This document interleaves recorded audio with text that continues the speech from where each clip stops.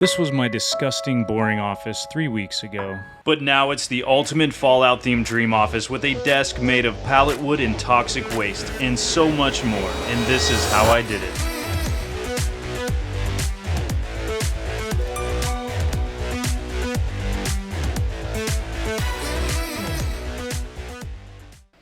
Alright, first things first, we have to clean this place up.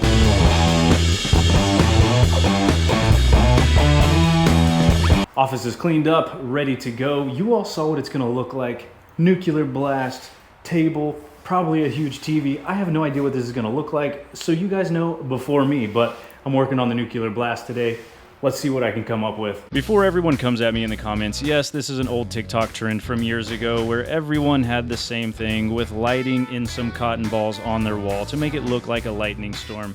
I'm doing it a little bit differently to make it dark and eerie like a mushroom cloud, because the game of Fallout, there was huge mushroom clouds, and it was kind of scary. In order to get the effect that I'm going for, I'm using about 20 bags of cotton balls, a bunch of poster boards from the dollar store, 3M adhesive to spray everything together, and a little bit of creative director help from Jade. She showed me here that it didn't look that good, so I said, how about you help me out? And she did.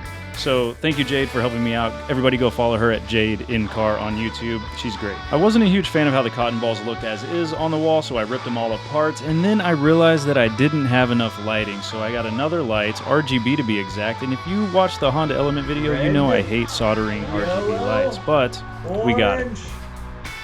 We're solid. I love it when things just work. In order to make this mushroom cloud a bit more 3D without using a million cotton balls, I cut strips out of the poster boards that I have, and then I screwed them to the ceiling in a U shape to make them drop down and hang a little bit lower off of the ceiling. Then I'm going to take the lights and run them through that and put more cotton balls on it. It looks kind of weird now, but I promise it's going to look really cool.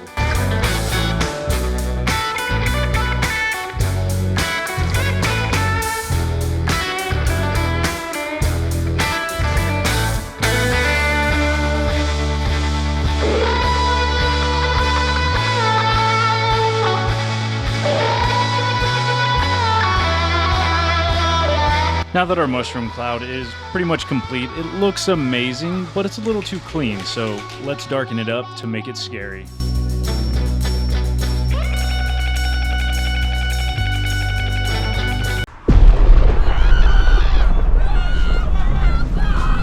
The moment you've all been waiting for, a Palletwood gaming desk, and I have to rip one of these up, so here's an Office Space reference.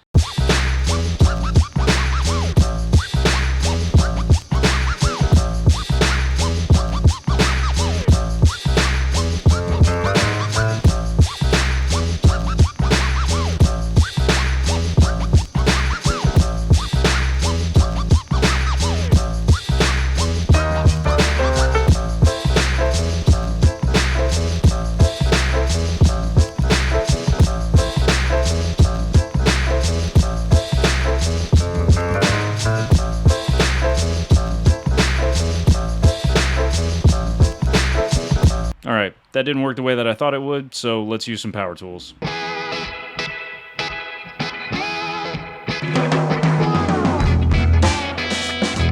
Once I had the pallet broken apart, I took the planks that I could actually use for this project, milled them down to about 1.5 inches, that way the table could be 1 3/4 to 2 inches thick.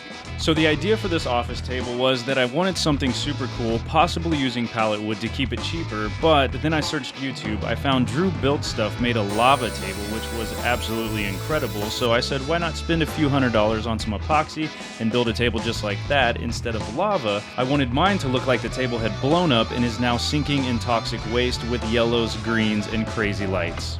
The way that I'm going to get the look out of this table that I'm really going for is I took the pallet wood, cut them into shapes that look like islands, I beat the heck out of it with a chisel and a hammer, and then burnt them so it does look like it blew up.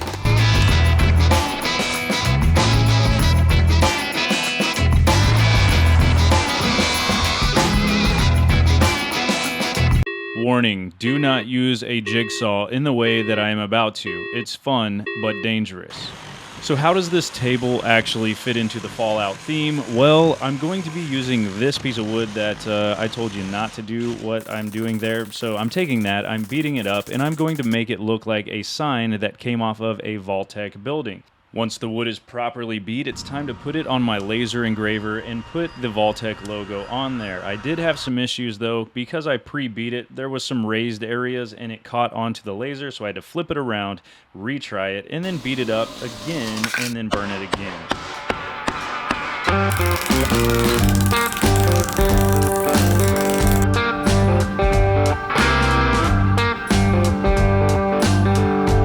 This is the very first epoxy table I have ever attempted making, so I just pretty much followed the steps that Drew Build Stuff told everyone to do, and this is melamine. I'm going to be using this as the form to hold the entire table while it's being made.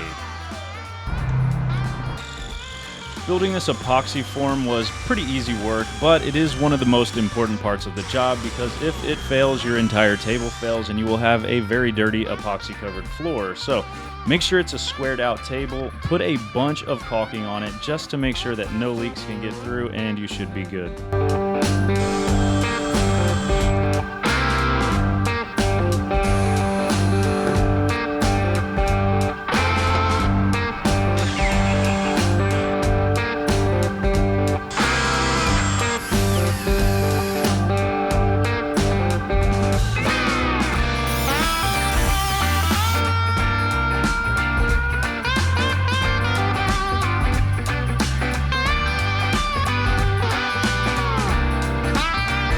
Trying to figure out the order of what I want everything to look like. It's a blown up table.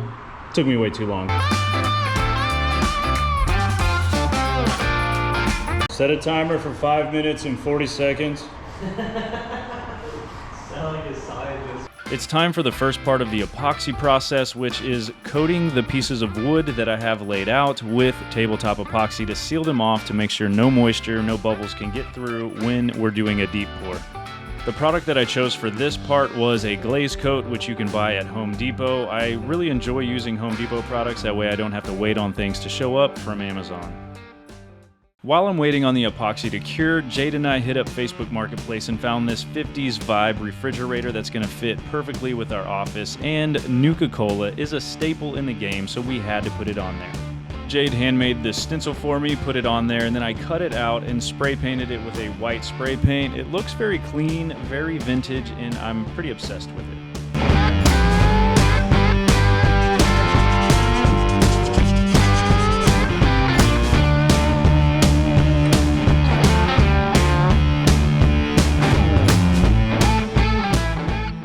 It's been a few days and our wood pieces are finally cured. It's time to start working on the base of our epoxy table. It's super important to make sure that everything is nice and level, that way that the table thickness will be the same throughout. I then sanded down the wood pieces that are going in the table, that way that the new epoxy would adhere to it easily. Something I forgot to order that's pretty important is a mold release. Well, I looked online and apparently a PAM non-stick cooking spray actually works for this. Once everything was ready to go, I measured and did some math to see how much epoxy I needed to put together in order to fill a 1/4 inch space. So I'm super nervous about this. I've never done anything with deep pour epoxy. Total boat, I'm gonna be using this one, got it on Amazon. I have 3 gallons. Apparently I calculated it. I need a lot more, so I have to order that. There's a dog squeaking, but let's get to it. The epoxy that I'm using is a 3-to-1 ratio, meaning 3 parts A, 1 part B. Mix them together, you get your epoxy. I was informed afterwards that if I would have gotten a 2-to-1 ratio, I would have had a better result. Now, is that true? I have no idea. This is the first time I've used epoxy, so if you know better, please leave a comment. Once the epoxy was poured, I spread it out evenly to make sure that everything was a 1/4 inch, and then I made sure no air bubbles were coming through by hitting it with a torch. Like I said, this is my first pour, and I had no idea what I was doing, but the temperature was wrong, so we have a bunch of cloudiness throughout here. And I do have a heater, so the next big pour, it's gonna be a lot better. So the cloudiness could be from the PAM spray that I used underneath, not sure, but it could be from the temperature, so I can control that. Let's try it. I let the epoxy cure for about 5 days, and now it's time to sand it down and get it ready for everything else that's gonna go on top of this epoxy layer. For the lighting going inside of this table, I'm using an outdoor lighting called Govee. They are 100% programmable, meaning you can do anything on these. You can set up your own program or you can use their presets. And it's 100% waterproof, so it makes it easy to go inside of an epoxy pour. Now these lights do come with an adhesive strip on the back, but it did not work sticking to any part of my table, so they're pretty much just floating in the table. And another thing going inside of the table is fire glass. I'm using yellow and green, and I thought I only needed about 10 pounds, turns out 50. I need to order a lot more of the glass and epoxy. Apparently I need about 10 gallons, maybe 8, depending on how many rocks I use. So I'm gonna go do that. This is actually gonna have to wait a couple days. So next up on the office list needs is somewhere to house the refrigerator, microwave, a place for coffee, and random items that you would have at a shop just when you get hungry or thirsty, you know. And the kicker here is our budget is running low, so I'm gonna try and build it all out of scrap wood that I have laying around the shop.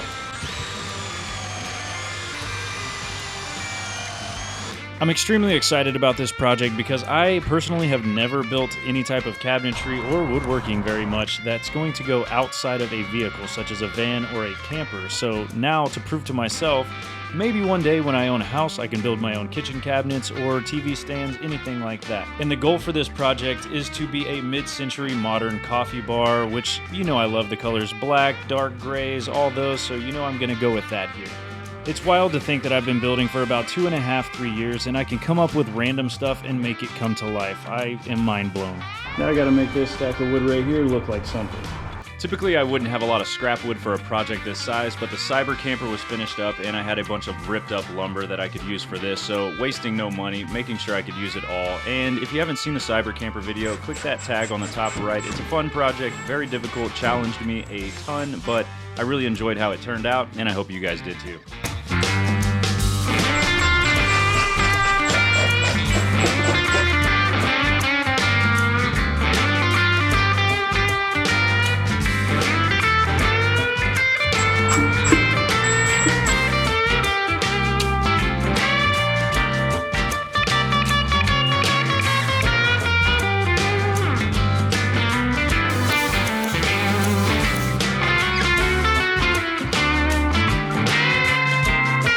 Once I had the cabinet body built, it was time to figure out what I was going to do for a countertop, and I had this old butcher block laying around from a previous van build that I did, and I thought it would fit perfectly.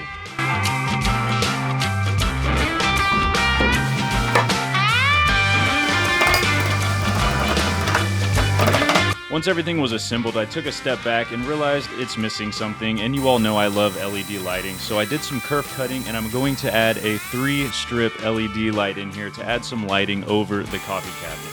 I also decided to add some wine holders for wine glasses. Not a big wine drinker, but maybe someone who eventually owns this will be.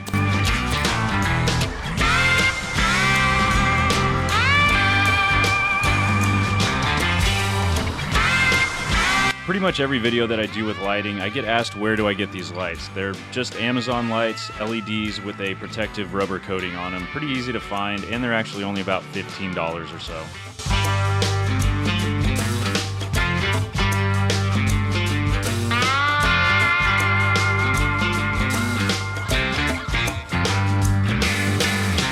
And the most important rule of lighting is test your work, because it's much easier to replace it as it's down rather than rip everything back out and start all over.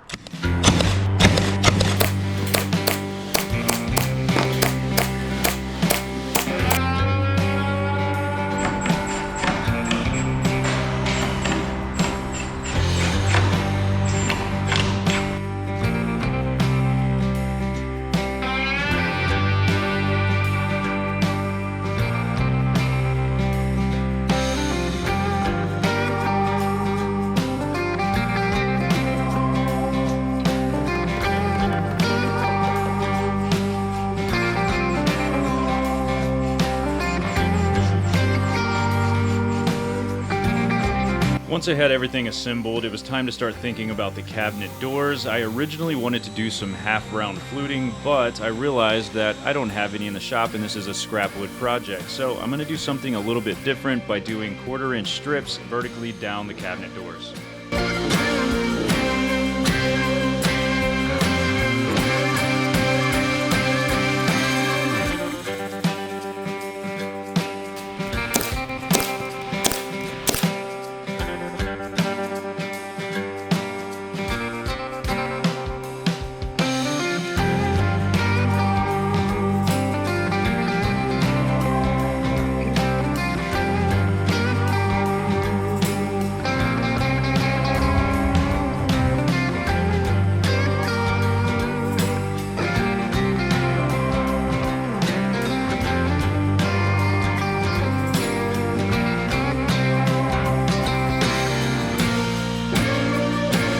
Once the cabinet was painted and fully assembled, it was time to think about handles. I had none in the shop, so scrap wood, free project, I couldn't do it, so I asked Carter, my shop mate, and he actually had the perfect handle, a golden half circle. Turned out amazing, very mid-century modern. I love it.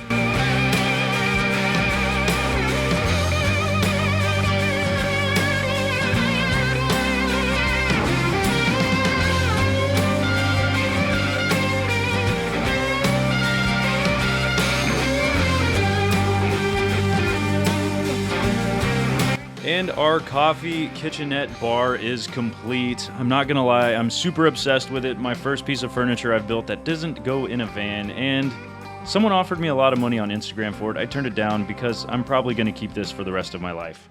Something that would be nice in the office is a seating area, so for about $150 you can get a love seat on Amazon. I'm sure you don't care to see me assemble a love seat, so here's the good part. Nice. Now back to the reason why everyone's watching the video. At this point, we are back to the table. I'm adding some yellow fiberglass to it, reorganizing all of the green, leveling out the table, and we're about to do our deep pour epoxy. Learning from my previous mistakes, I set the temperature in the office at 75 degrees. I even warmed up my epoxy to get it ready for pouring, and it was time to mix everything together, again using Total Boat 3:1 ratio epoxy, and I went through about 6.5 gallons of epoxy for this pour.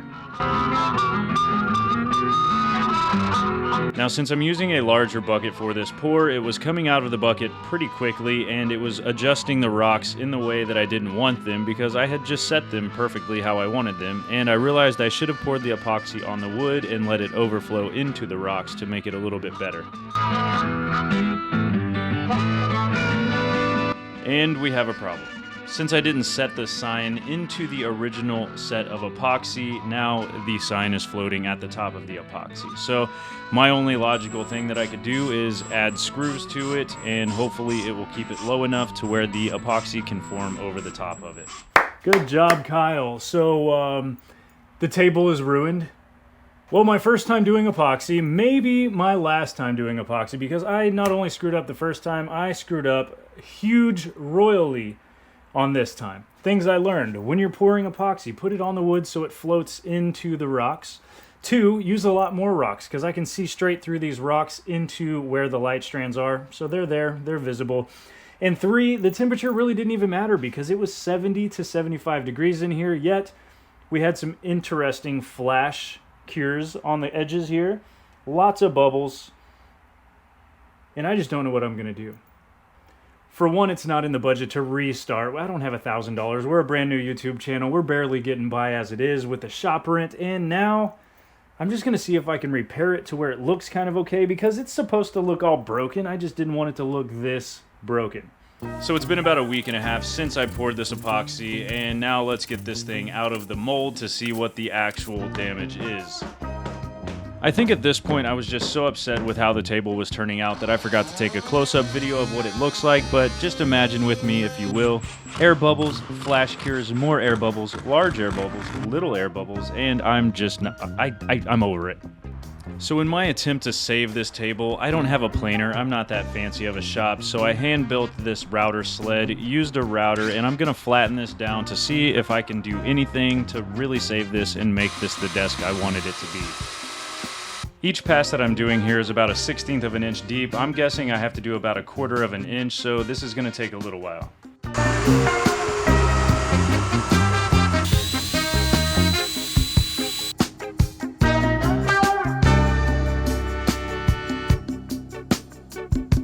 So after a few passes, I'm feeling a little bit better about it. Still have to pass a few more, but we're getting into these craters, which I can just throw some more epoxy in.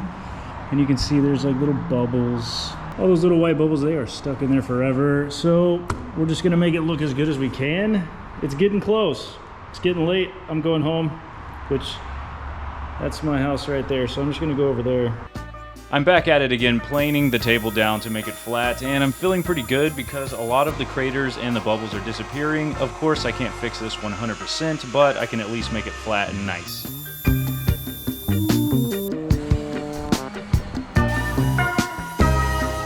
I've got the table planed down to be pretty flat, and now it's time to cut off the edges to get rid of all those rough surfaces. I found cutting the edges to be somewhat difficult. The blade would get extremely hot going against the surface here, so this took quite a bit of time to let my blade cool down. I even changed it for a new blade, and it still happened. I don't have a planer or a belt sander, so I just used my orbital sander to get rid of all of the tool lines, and now it's time to put on some surface level epoxy to get rid of all those bubbles and cracks. Once again, I'm using the glaze coat epoxy for tabletops because this is a table and I'm finishing off the top, so it's going to be working pretty well, I think. As a first timer using epoxy, this was a cool process because I got to see everything start to become crystal clear, and I can see the table and the lights and the wood, and it was just a very cool experience. After a few days of cure time, I took it into the shop, flipped it over, and sanded the bottom of it to get rid of all the excess material and leave a glaze coat so you can't see through the table, but you can see what you need to see. And I ordered some desk legs off of Amazon. These were really sturdy because this is a heavy table. I installed those, and I really love the modern look they give it.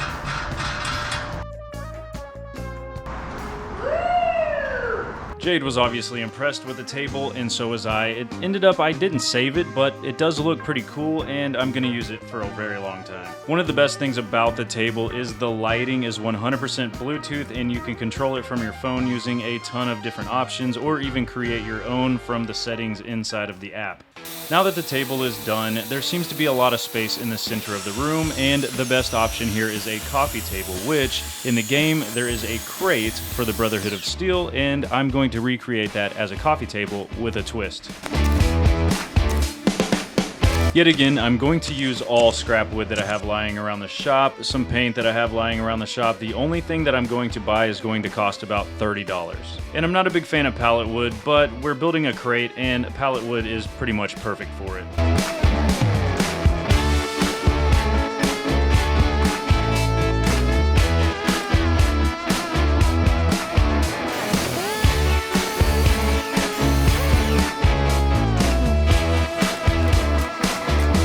Once the pallet was broken down, de-nailed, and milled down to the sizes that I needed, I was going to start putting a logo on it for the Brotherhood of Steel. I didn't want the logo to be burnt in too much because in the game it kind of looks like it's just stamped on there with a large stamp, so I used my laser engraver and just barely etched with a lower power setting, and I think it turned out pretty sweet.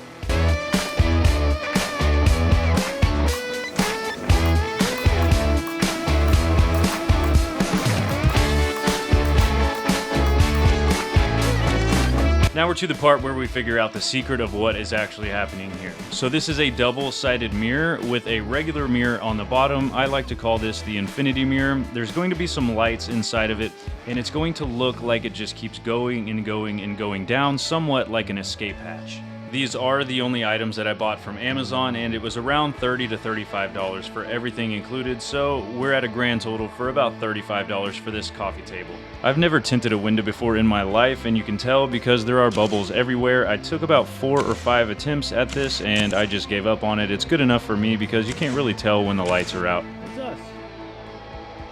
So inside of the infinity mirror, I'm going to be adding a step ladder to give it an effect like we're going down an escape hatch, and I didn't want to buy any metal piping because it's expensive, and I found this PVC pipe for about $4, and I'm going to just spray paint it silver.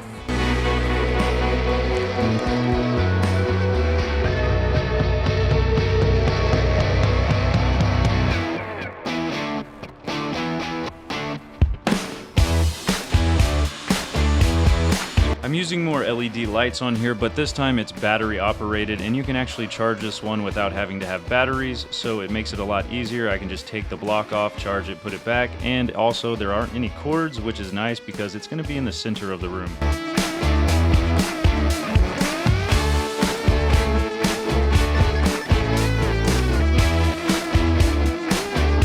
This is about the time that I thought I had no air bubbles, but after second glance, there's probably 1,000 of them inside of that glass. But there's nothing I can really do about it other than redo it again, and I had already done it about 5 times, so this is what it's going to look like. And that concludes all of the building, so now it's time to do the fun part of staging it and making the office feel more like home.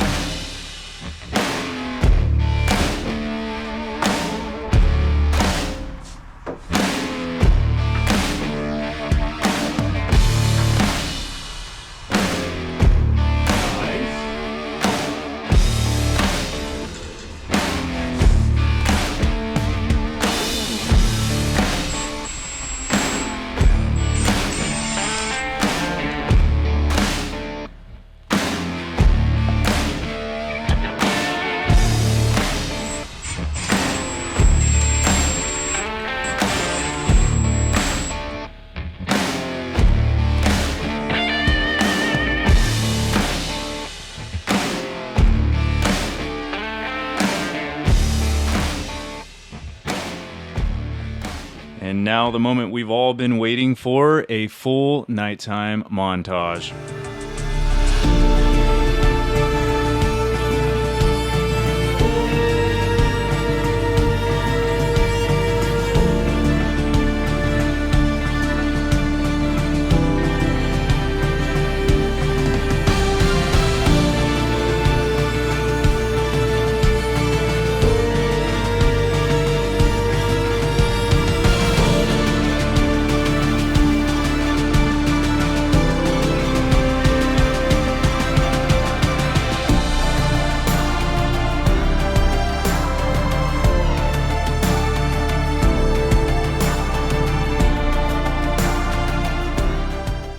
Alright everyone, that is it. The office is complete. I'm currently editing the video for you to watch right now, so I hope you guys enjoy it. Hit the like, hit the comment, hit the subscribe button, and I will see you all in the next video.